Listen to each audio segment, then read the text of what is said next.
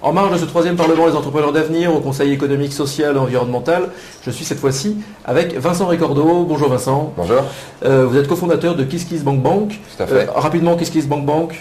C'est une plateforme de financement participatif qui est dédiée aux projets créatifs et culturels, majoritairement. D'accord. Vous venez de participer à un débat autour d'une autre consommation, de la possibilité d'une autre consommation. On est ici dans un Parlement où le thème est « Et si l'entreprise avait des solutions ?» L'entreprise a les solutions, bien sûr.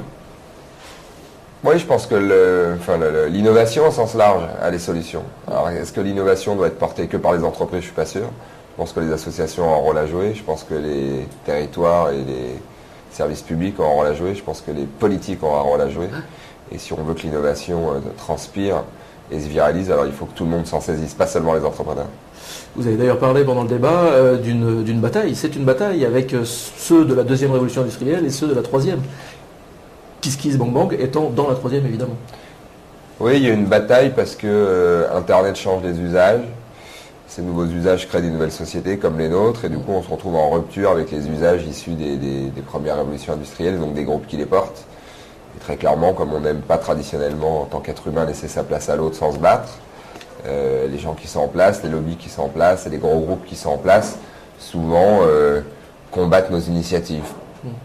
Violemment ou pas, mais globalement les combattent quand même pas mal.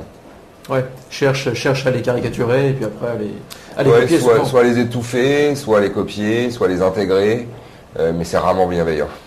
Sachant que vous avez une illustration du contraire, ça veut dire que le contraire est possible, c'est-à-dire qu'on peut aussi changer le monde en étant positif avec la Poste. Tout à fait. Vous avez réussi vraiment une vraie collaboration. Oui, on a une vraie collaboration qui est très vertueuse. Je serais tenté de te dire, après 3 ans, que je pense qu'elle est plus vertueuse pour eux encore que pour nous. Ouais. Nous, elle était très importante au début parce qu'on avait besoin de crédibilité et de visibilité.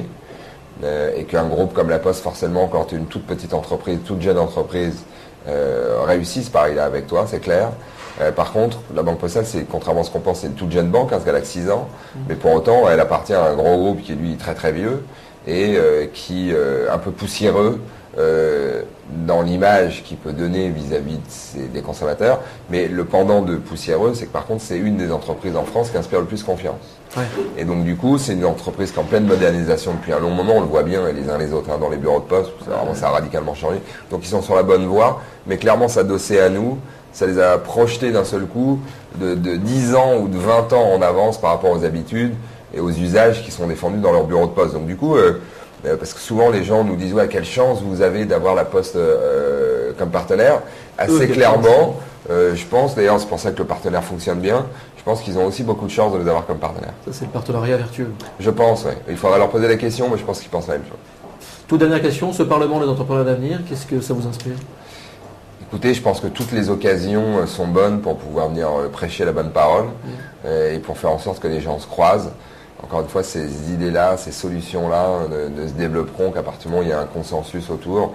Je pense que le meilleur exemple qu'on puisse citer en ce moment, on verra de quoi il accouche, mais c'est tout le travail qu'a fait Jérémy Rifkin avec les élus du nord de la France et les industriels du nord de la France pour justement se projeter sur cette troisième révolution industrielle.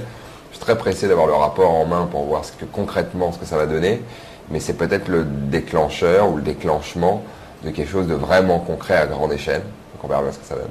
On va suivre ça de près. Merci beaucoup Vincent Ricordeau. Merci à vous.